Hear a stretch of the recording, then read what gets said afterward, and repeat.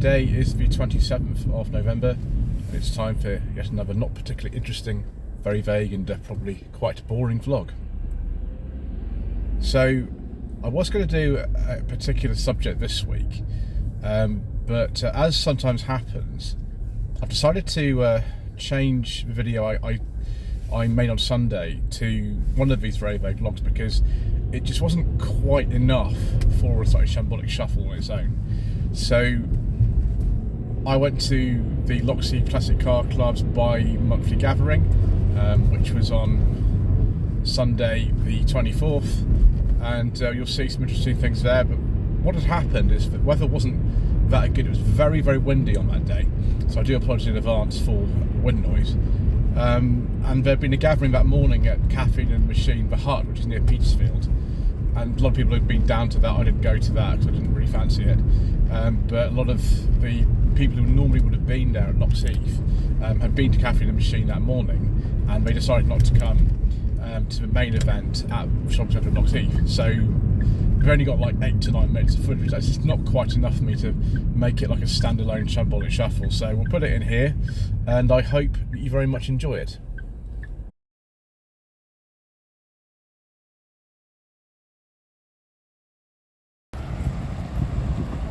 Right, viewers, here we are on a windy Sunday afternoon, and we're at CLXXV Shopping Centre near Southampton for one of their gatherings. We've not been on a Sunday to CLXXV for quite a while, but there are some cars here. The weather's not the best, and most people are presumably going into the shopping centre to buy Christmas presents and things, but we are here to have a look at some cars. It's made a very, very unusual start here. This is a 2010 second generation Saab 9.3 Carlson. I've not seen one of these before, but it was only made, I think, from about 2008 to 2011, the Carlson. It's a 2.8 V6. It's got what I think Saab called cross-wheel drive in it. That is very nice. It's the sort of thing we very much like on this channel. It's also like not getting run over. Next to it, we've got this NB Mazda MX-5 2001 to 2 registration. It's actually got Mazda Dartford plates. That's where they were based at the time. I'm not sure if they're where they are now, but at the time they were based in Dartford. So I reckon the reproduction plates actually, rather than normal ones. And that's also got a some fog lamp, so maybe that's an imported one, I don't know. So past this is Suzuki Alto with a damaged wing. We have a 1965 Lotus Cortina Mark 1. It's from a collection of John, who has lots of lovely cars actually. We've also got a friend on the back who's obviously ready for Christmas. He looks quite happy. John's even left the window open for him. So don't let hot reindeers die in cars. There's obviously somebody who subscribes to that notion. Next to it, another classic 1960s Ford, this time from the other side of the Atlantic. And a 68 Mustang. We've got another classic Ford here as well, which you just heard in the background. That is rather lovely, viewers. Got this sort of knockoff alloy wheels this time as well. Yeah, the wind is a bit rubbish, viewers. Apologies for that. It's typical for the shambolic shuffle, isn't it? There's a reason why they're called that. Next, we've got this very, very nice 1997 Jaguar XK8 Coupe that I drove here back in March. It was very, very nice, viewers. It's a lovely car, this. There's only one problem with this. Actually, there's two problems. One is that I was driving along on the A27 and I thought, I'm going to get a speeding fine if I don't rein my right foot in. And the second thing is, despite the fact you've got a very nice cream leather interior, the rear space is a little bit compromised. So I think I prefer the X308 personally to one of these, but it's very nice. Then we've got a lovely Stag. This is a very, very late one. They finished production in 1977, and this is the 77-78 plate. It's one of the very, very last of them. I thought the very last ones had chrome sill trims, but I might be wrong. I've seen those chrome sill trims on many others that are a lot earlier than this, so I don't know whether there is a difference really. Somebody in the comment section below can tell me. We've got the correct alloy wheels for this. I think earlier ones, the Mark 1s, they were optional. By the Mark 2, they were standard. And we've got something much, much older here. I don't think I've seen this before. It's an Alvis, all very, very nice. I imagine this is probably one of these that's immediately post-war. It's probably something like that. That's very nice. Maybe a TA or TB21, I'm not sure. Not sure about that. Then we've got a very nice little Austin van. That, oh gosh, what are those wheels off?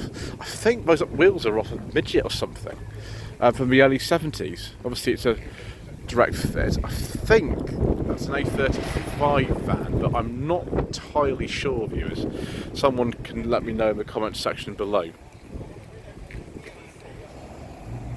Right, now the autofocus is actually recovered. We have a very, very nice Bentley. Oh, it's very nice indeed, viewers, this. And I think we've got something rather special. Oh, yes, we have, viewers. A beige leather interior with wood and piping. I wonder when it was going to be coming round, viewers, and today's the day. A lovely Bentley Continental R. I think that's probably from some point in the 2000s, to be honest. They made these until about, was it 2010, the last of the shape?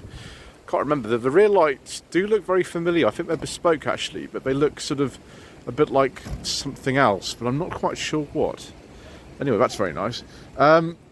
So also very nice is this Jaguar XJS convertible. Yes, and more beige leather interiors with wood. Very, very nice, viewers. Yes, this is one of these sort of later ones. It's be about 1993, 1994. I'm not actually sure if that plate relates to the actual age of it, but it'll be around then. It's one of the later ones. Then we've got this Austin A40 Farina, which is the Countryman. This one actually lives locally to us in Eastleigh. The gentleman's got a number of classic Austins. You can see the hinges at the top of there. We've got a very late one as well. This is the last year they made them. It's in 1967. So we're just discussing this Model T just now.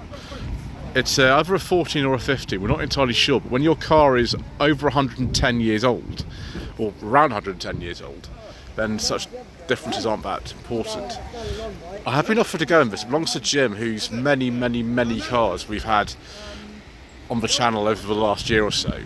But I know exactly how you're supposed to drive them, because not only have I seen videos on this, but Jim has also told me, and I am not doing it because I don't want to go through a wall. And the brakes apparently are a little bit better on this, but they're still absolutely terrible, and the pedal's in the wrong place. So not for me. Maybe just to Bill from the Fuel Power channel can have a go at it. He said he might want to drive it. I will not be driving it.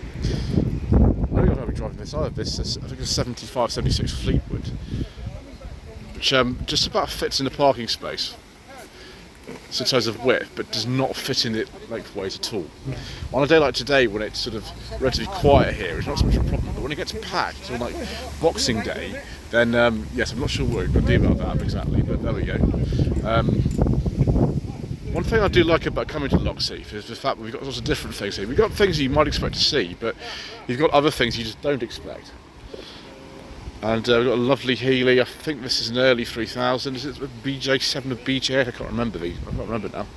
Look at the length of that gear lever. That would maybe be not the most positive change ever, but it's very nice anyway. Mark 1 Zephyr Zodiac. It'd be about 1955, something like that. I didn't see too many of these actually at the AC. There was a Mark 1 stand for these, the Iota cars, but there weren't too many in comparison with the sort of millions of other things. That's actually in really, really nice condition. I can't remember on these whether you've got a brake servo and a synchronous first gear, because those are the things I tend to look for in older cars that I can actually drive, as opposed to ones that I cannot drive. But that is really nice. The little sort of shade of the windscreen is fantastic, and a little extra light. And then of course we've got more luxury here. This is a Silver Shadow 2. It's a sort of 77, 78 on a T, with headlamp wiper action. It looks quite nice. I'm absolutely amazed with these Rolls Royces like this, how affordable they are. If you really want to, and it's probably not a good idea, you can pick something like this up in worse condition than this for about £5,000, which is absolutely and utterly insane. In fact, later next month, it is actually, no, it's not quite this month, next month, I've been offered a Silver Spirit to drive, and again, they're about that sort of money starting price for them. So that will be nice, viewers. Then And then we've got this TR6. I'm surprised there's only one tier today. Left-hand drive one, local plate to the air, RV, old Portsmouth plate. I just wonder with this one, because I've seen it a few times, whether it's still got the fuel injection in it, or it's on a carb. Because the American ones were on carbs, and we had fuel injection in this country. But it's about 71 or 72.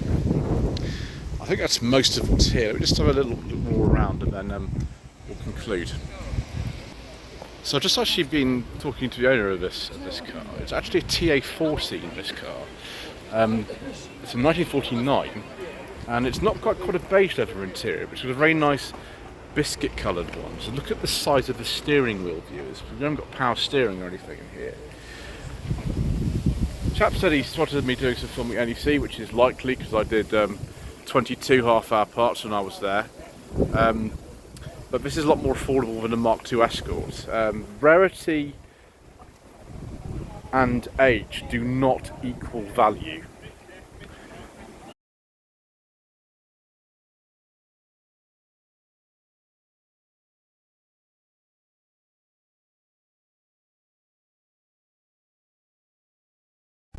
So there we go, another little gathering at Heath. There will be at least 2 more of those that I'll be going to the next 6 weeks. Unfortunately, I don't tend to go to the ones having on Thursday evening at the moment, because if you start an event at 6:30 on a Thursday evening, GMT, then, well, if it's November, December, it's going to be all dark, which I don't really like filming particularly.